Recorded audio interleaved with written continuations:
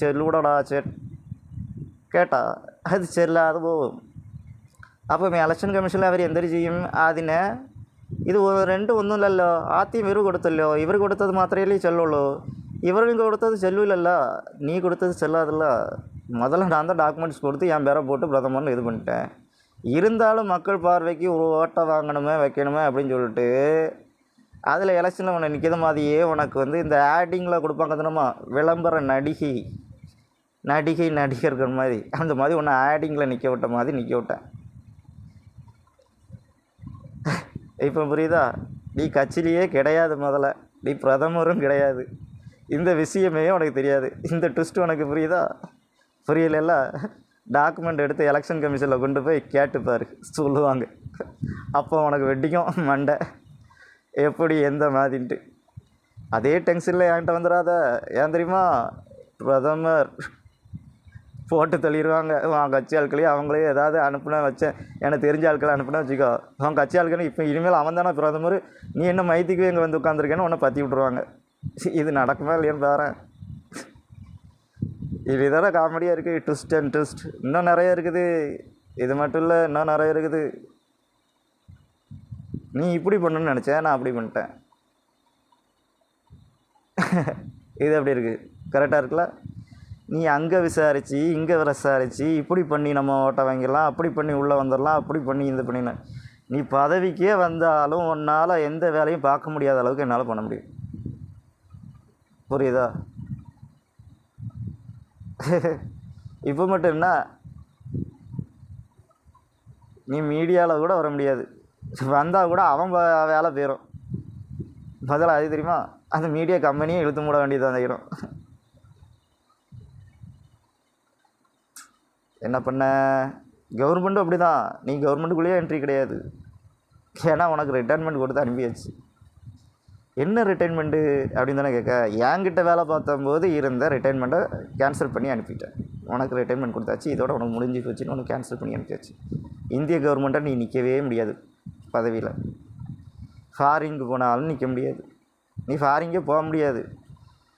ஏன்னா passport visa எல்லாம் செல்லுபடியாகாது. நீ பிரதமராக இருந்தால் தானடா உனக்கு பாஸ்போர்ட் வீசா. நீ பிரதமரே கிடையாது, சாதாரண ஒரு மனுஷன்.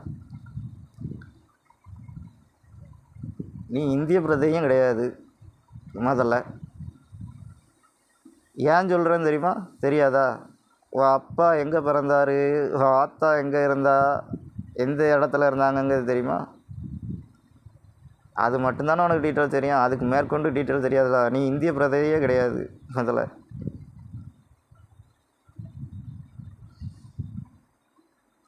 அதுக்கான லைசன்ஸையும் நான் கேன்சல் பண்ணேன்னா உனக்கு முடிஞ்சு போச்சு. சாரி, இந்த டீட்டெயிலும் உனக்கும் தெரியாது. இப்போ தெரிஞ்சுக்கோ, தப்பு இல்லை, தெரிஞ்சுக்கோ. இப்போ இந்திய கவர்மெண்ட் அரண்டு அடித்து நேரம் வரும் பாரு. டாக்குமெண்ட்ஸ்லாம் அவங்க அனுப்பிவிடுவாங்க சுப்ரீம் கோர்ட்டுக்கு, மற்ற எல்லாருக்கும் அனுப்பிவிடுவாங்க, எல்லா ஆஃபீஸருக்கும் அனுப்பிவிடுவாங்க. டோட்டல் இந்தியாவில் இருக்க எல்லாருக்கும் சேர்த்து அனுப்பி விட்றேன். எந்த கண்ட்ரிலேருந்து எப்படி வருங்கிறது உனக்கு டீட்டெயில்ஸ் தெரியாதா? வரும்போது வரும், இந்தியன் கண்ட்ரிஸ்லேயே வரும். அப்புறம் என்ன, இந்த ட்விஸ்ட்டு யாரும் எதிர்பார்க்கல. டிஎம்கேயோட பிரதமர் யார், பிரசிடெண்ட் யார் அப்படிங்கிற மாதிரி, பிரசிடெண்ட் யாருக்கு எது உங்களுக்கு புரியலை. அதான் அந்த மரத்தை கீழே கொடுத்துருப்போம் பாரு. பிரசிடெண்ட் ஆஸ் ஏ கலைஞர் கருணாநிதி அப்படின்னு சொல்லி போட்டிருக்கோம். ஆஸ்னா யார்? இந்த சிவா. அதுக்கு பக்கத்தில் லைட்டாக கம்மா போட்டிருக்கோம் பாரு. அப்படின்னா என்ன அர்த்தம் தெரியுமா? நிறுத்தி வாசிக்க வேண்டும் அப்படின்னு அர்த்தம் இந்த கம்மா போடுறது.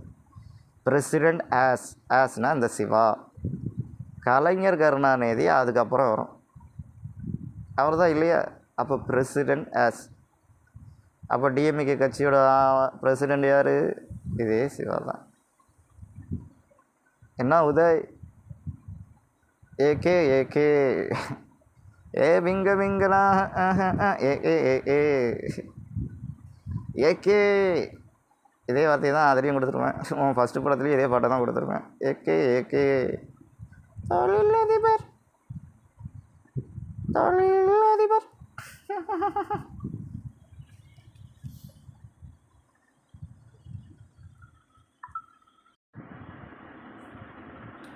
அதே மாதிரி உதய் இன்னொரு ட்விஸ்ட்டு சொல்லவா? தேனடா ட்விஸ்ட்டு என்னங்கிறது தெரியுமா? உன் தாத்தா இருக்கானே, தாத்தன் கலைஞர் கருணாநிதி. தமிழர்களே, என்னை கடலில் தூக்கி எறிந்தாலும் கட்டுமரமாகத்தான் மிதப்பேன். அதில் ஏறி நீங்கள் பயணம் செய்யலாம். கவிழ்ந்து விட மாட்டேன்.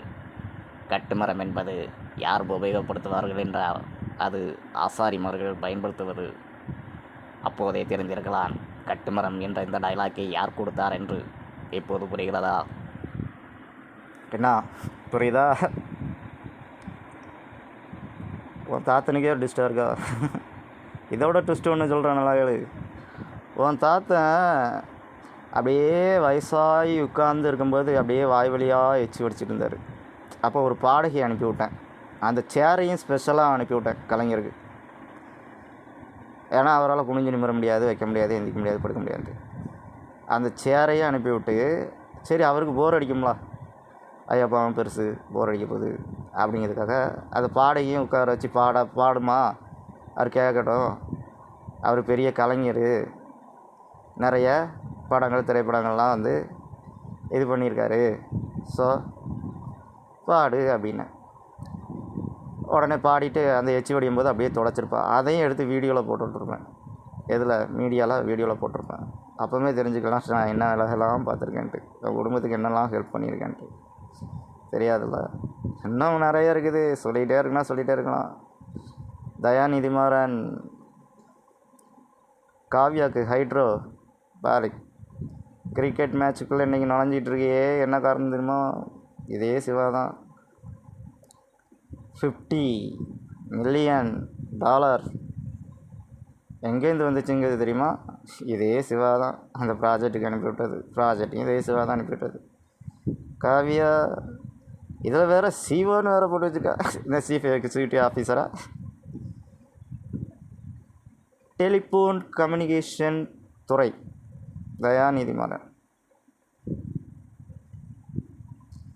இல்லை காவியாவோட ரிலேஷனா பேர் என்னது, நல்லா பேரில் அந்த வெள்ளைன்னு அமுல் பேபி மாதிரி ஒன்று இதில் சொல்லுவேண்ணே, வெள்ளை கட்டி மாதிரி இருப்பானே, அந்த பார்லிமெண்ட்டில் கூட கேள்வி கேட்டான் மாதிரி, அப்பா வீட்டு காசா அப்படின்னு கேள்வி கேட்டுறா. கரெக்டு தான், என் காசு தான், அது கேள்வி கேட்டதுலாம் கரெக்டு தான். சரி அது இருக்கட்டும், அது ஒரு சைடு அப்புறம் பேசுவான். பட் அடுத்தது நிறைய வேலைகள் இருக்கு. நீ இந்த வேலையிலே பேமெண்ட் விஷயத்தில் என்கிட்ட கரெக்டாக இல்லை, பிறகு நான் எப்படி அடுத்த வேலையை கொடுக்குறது? அந்த ஹைட்ரோபிளாரிக்கு அமெரிக்காவிலேருந்து அனுப்பிவிட்டு தான். சன் நெட்வொர்க் எங்கே இருக்குது? ஃபாரினில் தான் இருக்குது. எந்த ஃபாரினில் இருக்குது உனக்கே தெரியாதா? அதை செயல்படுத்திக்கிட்டு இருக்கிறது இந்த சிவா தான். சன் நெட் ஆப்பு வந்து யார் உருவாக்கி வச்சான்னு தெரியுமா? இதே சிவா தான். ஜியோ அப்படிங்கிற ஒரு இது வந்துச்சு, அது இதே சிவா தான். இன்னும் நிறைய இருக்குது, சொல்லிக்கிட்டே போனேன், எனக்கே போர் அடிக்கும் அதே சொல்லி. அந்த மாதிரி பண்ணிடாத, புரியுதா? இன்னும் இந்த ட்விஸ்ட்டெலாம் நீ எதிர்பார்த்துருக்க மாட்டேல்ல, இன்னும் இருக்குது மேலே ட்விஸ்ட்டு. அப்போ அதாவது ஸ்டாலின் பார்த்தானே இத்தனை வருஷமாக வேலை, அந்த வேலை யார் கொடுத்தது தெரியுமா? இதே சிவா தான். பதவிக்கு வந்தது நீயா என்ன பதவிக்கு வச்ச? நான்லாம் மக்களிடம் போய் ஓட்டு கேட்டு மக்கள்லாம் கிடையாது, ஃபேமிலியும் இந்த சிவா தான். என்னங்கிறது புரியலையா சொல்கிறேன். நீ பதவிக்கு வந்த ரைட்டு, அந்தந்த ப்ரோக்ராமுக்கு அலையுதிய யார் உனக்கு ப்ரோக்ராம் கொடுக்குறா? இந்த வேலைக்கு போகிற, அந்த இதுக்கு போகிற, அந்த பிரச்சனைன்னா அங்கே போகிற, அங்கே மீட்டிங்கை போடுற, இங்கே கட்சி மீட்டிங்கை போடுற, இந்த இதுக்கு போய் திறப்பு விழாவுக்கு போகிற, அந்த திறப்பு விழாவுக்கு போகிற, அந்த இதுக்கு போகிற, இந்த இதுக்கு போகிற, அங்கேருந்து நன்கொடை கொடுக்குறாங்க, இங்கேருந்து நன்கொடை கொடுக்குறாங்க. இதெல்லாம் யார் கொடுக்குறா? இதெல்லாம் ப்ராஜெக்டில் யார் பண்ணி கொடுத்தான்னு நினச்சேன்? இதெல்லாம் ப்ராஜெக்ட்டு, இதெல்லாம் அதுபடி பிரகாரமாக கொடுத்தது. அதனால தான் நீ அங்கங்கே போயிட்டு வந்த, சீனா போயிட்டு வந்திய. யார் அனுப்பி விட்டா? அங்கே போகும்போது இப்படி போடும், இங்கே போகும்போது இப்படி போகணும், இந்த கோர்ட்டு சுற்ற யார் போட்டா? நான் உன் கலைஞருக்கு மட்டும் டைலாக் கொடுக்கல, ஜெயலலிதாவுக்கும் தான். மக்களால் நான், மக்களுக்காக நான், அதுவும் இந்த நான். எந்த நான்? இதே சிவா தான். அவ கதையும் தனியாக இருக்குது. ஃபஸ்ட்டு வந்து 2 பேர் டாப்பிக்கை முடிப்போம், அவ கதையை அப்புறம் முடிப்போம். இன்னும் ட்விஸ்ட்டுனா நிறைய இருக்குது, சொல்லிகிட்டே போகலாம். சொல்லவா? சொல்லு தானே, கேட்டு தான் பாரு. சும்மா அறல விடுவோம். ஜம்முன்று நீ ஏன் அரண்டு அடிச்சு வருவ இந்த காடு யார் என்ன யாதுன்ட்டு.